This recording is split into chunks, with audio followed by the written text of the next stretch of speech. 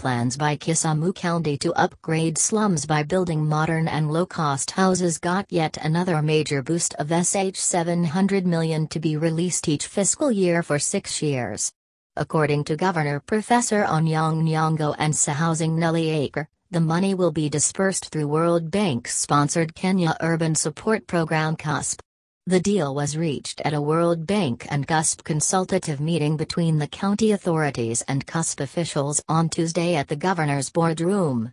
The aim of KUSP is to support the establishment and strengthening of urban institutions and systems to deliver improved infrastructure and services in the area. World Bank is currently financing an array of infrastructural projects in the county, including and not limited to housing, roads, water, health and environment among others. The bank is keen to change the living standards of the shanty dwellers through slum upgrading project that targets Nyalenda, Kaloleni, Abunga, and Bandani estates. Nyong'o and Acre were happy that such projects that will impact people's livelihoods for generations to come through KUSP. The Kisumu leaders also hailed the project as a milestone, saying it would minimize the number of residents living in shelters that do not meet the standards of habitation. The governor disclosed to the bank that they had plans to introduce light rail as an alternative transport to ease movement of goods and services, especially cane hauling. This would reduce pressure on the roads and massive traffic snarl-ups, Nyong'o asserted amid applause from financiers who termed the idea as noble to effect. The governor also termed the support by the Global Bank as key to help them unlock the hitherto underutilized region's economic and social capital potential.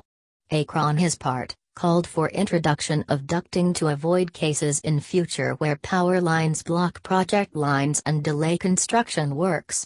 Ducting refer to a cable and wiring strategy in which a run of cables are organized in duct pipes near a high-traffic area of the data center or above data center cabinets.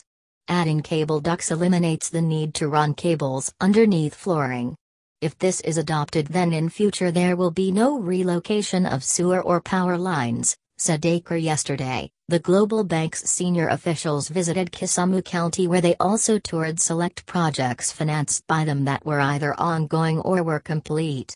Team was led by the country's director Dyer Tugay and senior urban specialist Sibda Muwanj, and KUSP officials led by former county commissioner Mabamogaka.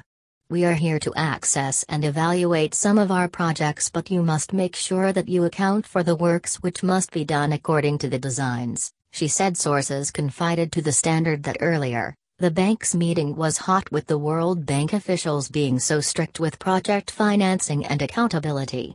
The banks and KUSP officials reportedly raised the red flag of delays to implement the informal settlements even after being funded.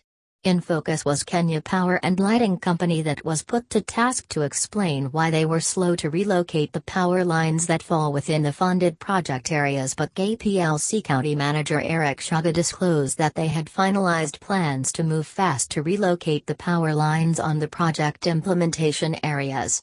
This was in apparent response to claims by the Kenya National Highway engineers led by Charles Akayo that some of the projects stood on their pathways.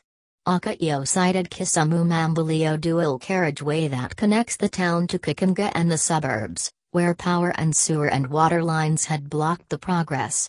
Nyong'o put the authorities to task to show course at the heated meeting, as they promised to do so with the next 1 to 2 months for the project to beat its deadline. Present were Nyando MP Jared Oklo, World Bank lead transport specialist Joseph Atsasia, Kenya engineers Kefers Sada and Felix Asongo, and a host of county ministers.